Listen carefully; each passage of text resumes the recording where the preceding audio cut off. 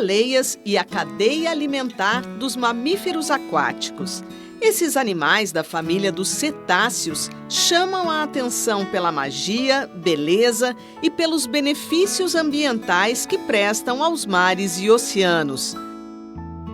Algumas espécies de baleias, como a jubarte, podem pesar 40 toneladas. Elas cantam, interagem com os integrantes do grupo, cuidam dos filhotes e usam uma linguagem complexa para se comunicar. Todos os anos, passam o verão nos polos, onde se alimentam para gerar energia. No inverno, migram para as regiões mais quentes, como o litoral brasileiro, para acasalar, reproduzir e cuidar dos filhotes. Mas um relatório científico internacional, lançado em encontro da ONU sobre os oceanos, alerta que a comida das baleias na Antártica, o krill, pequeno crustáceo parecido com o camarão, está desaparecendo. A pesca sem controle é a causa principal. Grandes embarcações, principalmente da Noruega e da China, retiram das águas geladas milhares de toneladas do krill para produzir ração para salmões, suplementos de ômega 3 e até comida para pets. Segundo os pesquisadores, criar novas áreas marinhas protegidas e preservar o krill é essencial não só para a sobrevivência das baleias, mas também para o equilíbrio da vida nos oceanos.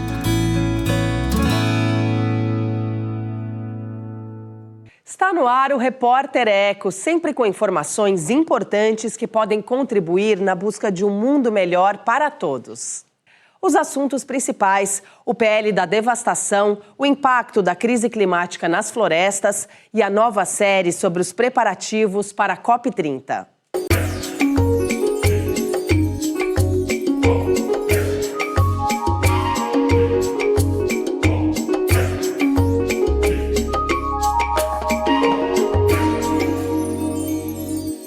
Veja os detalhes sobre o programa de hoje. Saiba como o projeto de lei aprovado pelo Congresso abre caminho para a devastação ambiental no Brasil.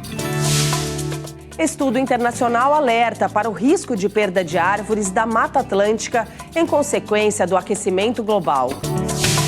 E ainda você acompanha a primeira reportagem feita em Belém, no Pará, cidade portuária que vai sediar em novembro a Conferência da ONU sobre o Clima.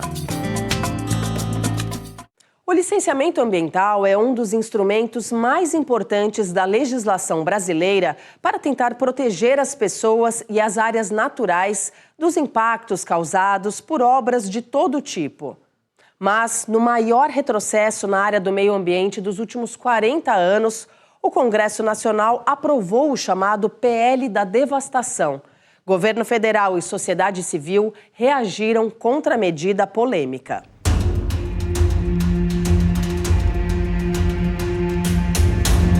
Imagens da década de 1980 mostram Cubatão na época em que foi considerada pela ONU uma das cidades mais poluídas do mundo. Situada entre a capital e a Baixada Santista, viu-se multiplicarem casos de câncer e de nascimentos de bebês sem cérebro. Indústrias lançavam na atmosfera mais de 1.000 toneladas de poluentes por dia, até iniciar o controle que a transformou em símbolo de recuperação ambiental nos anos 90. Foi através do licenciamento ambiental que a gente conseguiu obrigar aquelas indústrias que estavam lá a colocar filtros na sua chaminé. O licenciamento ambiental é aquele tipo de lei que regula aonde o direito de uma pessoa, um empreendedor, começa e aonde ela vai terminar, que é exatamente no direito coletivo. Eu quero fazer uma obra, só que essa obra pode afetar negativamente uma comunidade em volta, uma cidade, poluir demais a atmosfera ou o rio, e você coloca parâmetros de como essa obra pode acontecer, respeitando algumas técnicas e respeitando o meio ambiente. Embora exista na Constituição Federal um artigo que diz que todo brasileiro tem direito a um meio ambiente saudável e equilibrado, o licenciamento ambiental está sob ataque no país. O Congresso Nacional aprovou um projeto de lei que muda as regras, chamado por ambientalistas e cientistas de PL da devastação. Dependendo do tipo de obra, ele permite um autolicenciamento feito pelos próprios empresários que querem tocar os empreendimentos. Isso vai contra uma série de análises feitas por servidores federais ou estaduais especializados. Eles trabalham para tentar garantir o menor impacto ambiental possível. Uma estação de tratamento de esgoto é necessária, mas ela pode ser altamente contaminante do lençol freático se não passa pelos procedimentos adequados. E, por essa proposta aprovada, haveria a dispensa de licença para a questão de uma estação de tratamento de esgoto, a dispensa da licença do IBAMA para supressão de vegetação de mata nativa ou em estado avançado de regeneração da Mata Atlântica, que é um bioma protegido na Constituição, altamente vulnerável. Cada município, cada estado pode estabelecer quais são as tipologias para o licenciamento ambiental. Então, são essas coisas que nós estamos analisando para encontrar os caminhos para fazer as necessárias reparações em benefício da agilidade, da segurança jurídica, do desenvolvimento sustentável e da proteção ambiental. A ministra do Meio Ambiente e do Clima, Marina Silva, aposta no diálogo com o Congresso. As organizações socioambientais não estão tão otimistas. Pedem ao presidente Lula que vete o projeto de lei. Mas como o veto pode ser derrubado no Legislativo, estão preparadas para entrar na Justiça. Vão apelar para o Supremo Tribunal Federal, alegando que o projeto é inconstitucional. Imagine o que é fazer uma hidrelétrica de grande porte sem passar pela licença prévia, a licença de instalação, a licença de operação. Imagine o que é você fazer uma rodovia no coração da Amazônia e não considerar que é preciso de um licenciamento muito rigoroso para evitar os grandes impactos. Se você faz um empreendimento sem os cuidados ambientais, isso aumenta incêndio, aumenta grilagem, exploração irregular de madeira, garimpo, toda forma de criminalidade.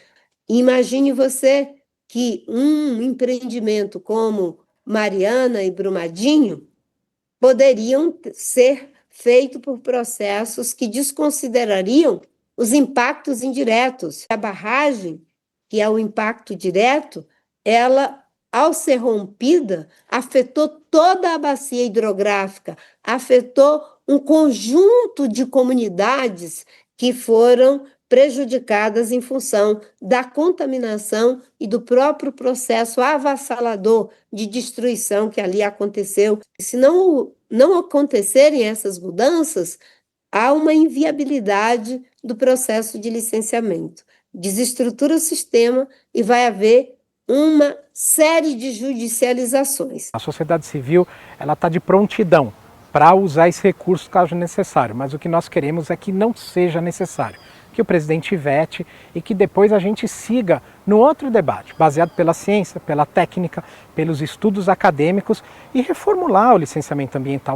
Você tem pontos que agridem a Constituição brasileira aos montes, inclusive trechos que já foram julgados pelo Supremo, já foram tidos como inconstitucionais. Se o Congresso derrubar um veto do presidente e o Supremo demorar para julgar, tudo que acontecer nesse meio tempo vai ter respaldo da lei. E podem acontecer coisas gravíssimas que aumentam o desmatamento, que causam poluição irreversível para o rio. Por isso que a mobilização da sociedade é importantíssima.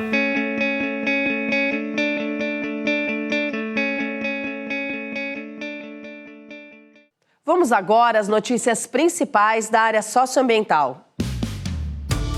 O Escritório Climático das Nações Unidas faz reunião de emergência sobre preços altos das hospedagens da COP30, Conferência da ONU sobre o Clima, em novembro em Belém, no Pará. A reunião foi a pedido dos países africanos. A delegação brasileira prometeu dar um retorno sobre a situação até o dia 11 de agosto.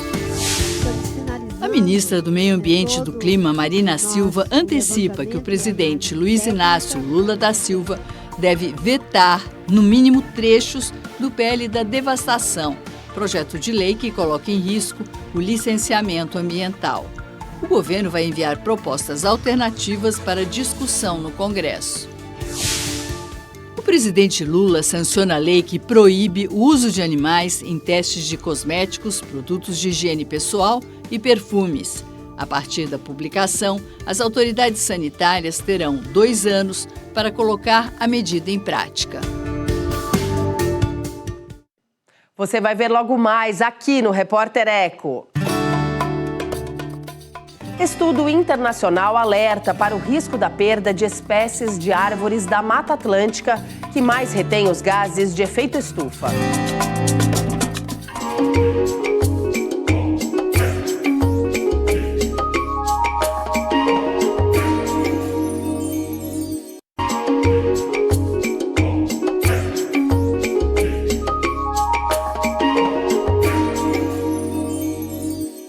O avanço acelerado do aquecimento global dificulta a recuperação de florestas tropicais. Uma pesquisa sobre a Mata Atlântica, feita por cientistas da Unicamp, que integra estudo internacional, alerta para a perda das maiores espécies de árvores, as que mais absorvem carbono.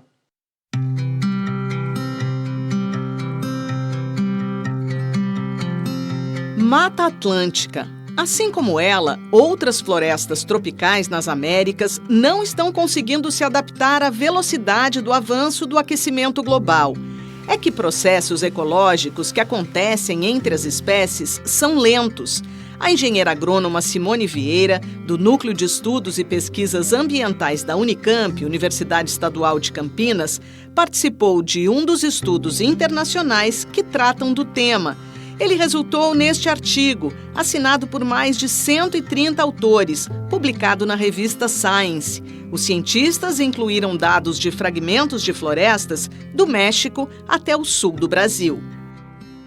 O foco dessa pesquisa foi entender como que as mudanças climáticas estão induzindo mudanças na vegetação e se a vegetação não acompanhar essas mudanças, ela vai acabar colapsando. E aí tentando entender se elas estão ou mudando alguma das suas características para ficar mais adaptada à mudança climática, principalmente à seca, mas também a gente avaliou se a composição de espécies está mudando em decorrência das mudanças do clima. Os cientistas brasileiros usaram dados coletados em trabalhos de campo na Mata Atlântica e na Serra do Mar, entre o litoral norte de São Paulo e o Vale do Paraíba. Esse trabalho ele é fruto de uma iniciativa que se chama Forest Plot Net, que é um grupo da Universidade de Leeds, um repositório para que as pessoas pudessem colocar os dados de inventário e de monitoramento de florestas tropicais do mundo inteiro. A gente tem florestas na região de Ubatuba e São Luís do Paraitinga, que a gente está monitorando desde da Praia da Fazenda, lá em Pissinguaba, até o topo da montanha, em São Luís do Paraitinga. Nesse gradiente de altitude, a gente tem 7 graus de diferença de temperatura. Então, com isso, a gente consegue estudar como a temperatura influencia na composição de espécies, nos processos ecossistêmicos. É cada vez mais difícil encontrar grandes extensões de florestas tropicais preservadas, como esta aqui, na Mata Atlântica, no núcleo Pedra Grande do Parque Estadual da Cantareira, que a gente acessa pela capital paulista. No mundo todo, elas foram ou estão sendo derrubadas para dar lugar à agricultura, pecuária e às cidades. Os fragmentos que restam muitas vezes não têm conexão entre si, o que dificulta e até inviabiliza a vida de várias espécies. E no contexto das mudanças climáticas, a situação está pior.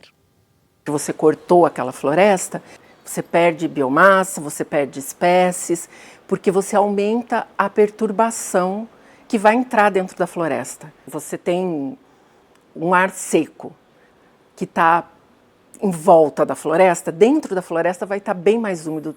Só que a borda dela começa a secar, porque está em contato com aquele ar seco. E isso vai se propagando para dentro daquele fragmento. A planta, principalmente quando está mais quente, ela demanda mais água para o seu processo de evapotranspiração e para poder manter a temperatura da folha. Espécies de grande porte, como jequitibá, como a castanheira, que são árvores grandes, elas acabam sendo mais suscetíveis à seca, principalmente porque elas demandam muita água. A redução da quantidade de chuvas em várias regiões e o aumento em outras, como no Rio Grande do Sul, também preocupa os cientistas. As florestas elas estão fortemente ligadas ao regime de precipitação.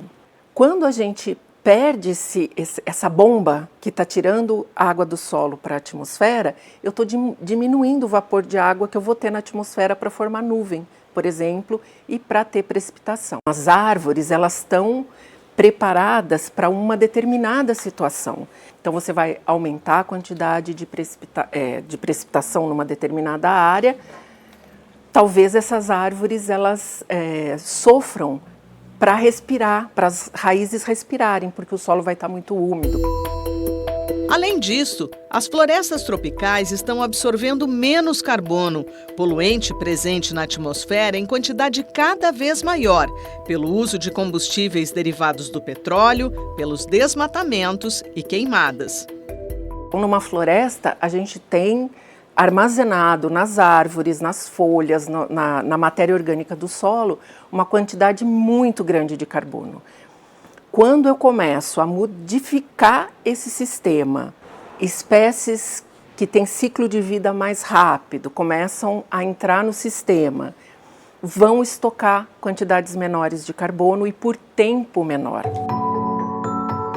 Esse cenário reforça a necessidade urgente de implementar políticas públicas voltadas para a conservação e restauração das florestas tropicais. Os cientistas afirmam que a regeneração natural assistida, com a introdução de espécies mais resistentes às novas condições climáticas, pode ser o caminho. As unidades de conservação são essenciais, parques, reservas, e que as áreas tivessem suas reservas legais preservadas, que os cursos d'água tivessem suas áreas de preservação permanente mantidas. Tem alguns trabalhos mostrando que essa cadeia da restauração ela é muito importante para gerar receita também para os municípios. Consegue gerar muitos postos de trabalho a partir da restauração.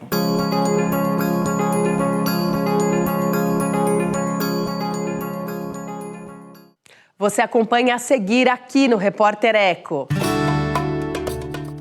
Na primeira reportagem da série sobre os preparativos para a COP30, conheça a cidade de Belém, no Pará, que vai sediar a Conferência do Clima em novembro.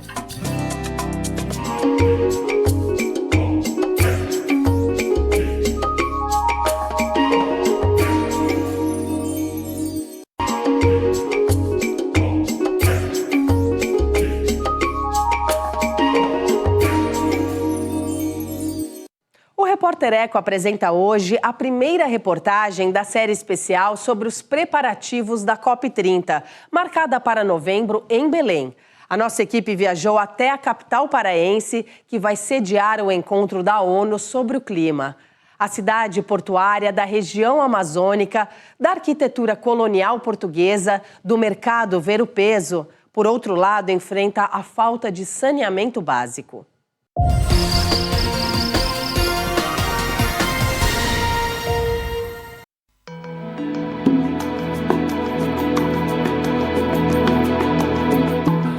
Corre do centro urbano, a beleza das ilhas e a exuberância da maior floresta tropical do mundo.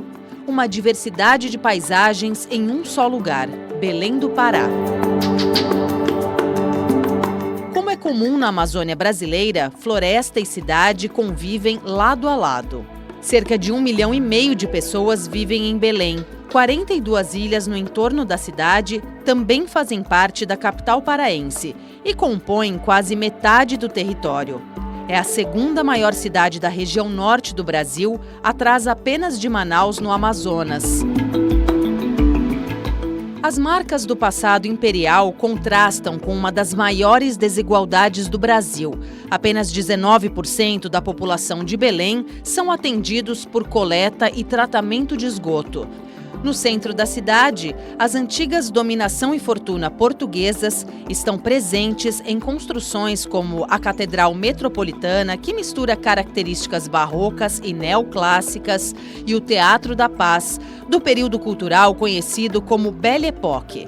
Para entender a realidade de Belém, é preciso resgatar a história de exploração e hostilidade com quem já ocupava a região amazônica há milhares de anos, como explica o historiador Michel Pinho.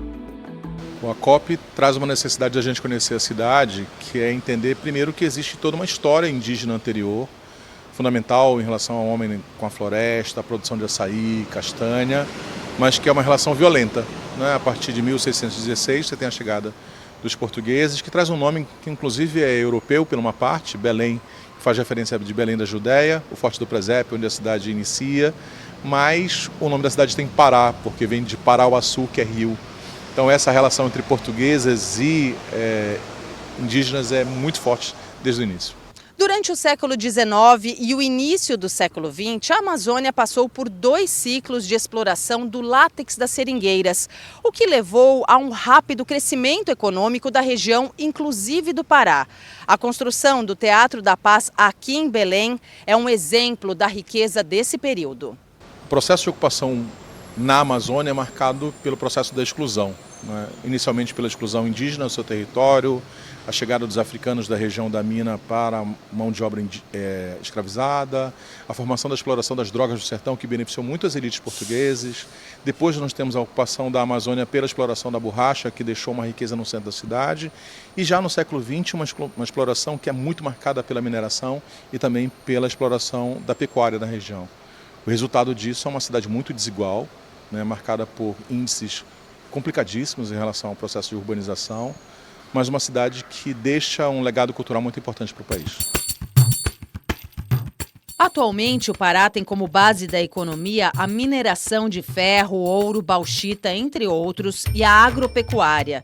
As atividades que ajudaram a recuperar a economia depois do fim dos ciclos da borracha também cobraram um preço alto. O estado é um dos mais desmatados do Brasil.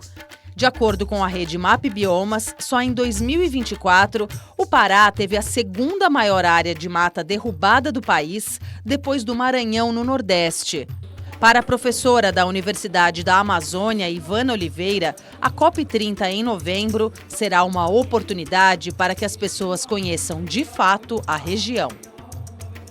Entendendo melhor a região, vendo que ela tem uma multiplicidade, a Amazônia não é só indígena, a Amazônia não é só jacaré, não é só mata, a Amazônia também é tudo isso, também é música, é centro tecnológico, é Bienal das Amazônias, é arte produzida numa Pan-Amazônia, é água, é falta de saneamento, necessidade de políticas públicas. A Amazônia ela é um mix, é uma multiplicidade de possibilidades, então eu penso que falar hoje sobre a Amazônia é buscar mais conhecimento. Essa experiência na Amazônia, ela pode transformar e aumentar a possibilidade das discussões ambientais serem mais até profundas sobre nós. Eu acho que é uma questão mesmo de tentar essa aproximação com quem sempre nos vê com um olhar já formado, de desconstrução mesmo, de tornar esse olhar mais curioso e melhor sobre nós.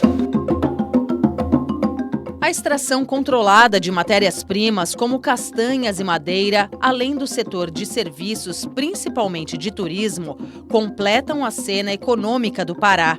O Estado brasileiro que vai receber a COP30 terá a chance de mostrar ao mundo os enormes desafios socioambientais que ainda enfrenta e a importância de manter a maior floresta tropical do mundo, essencial para a regulação do clima e o equilíbrio da vida no planeta, em pé.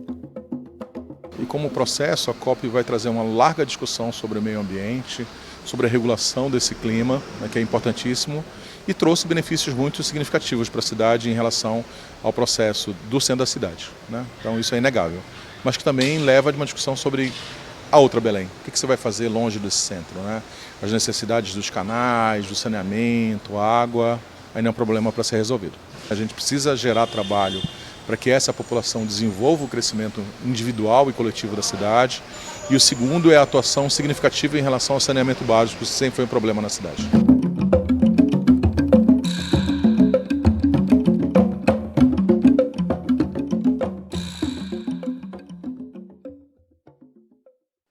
O Repórter Eco de hoje termina aqui. No próximo programa tem mais projetos, ações e pesquisas na busca de um mundo que respeite e preserve a diversidade de formas de vida. Até lá!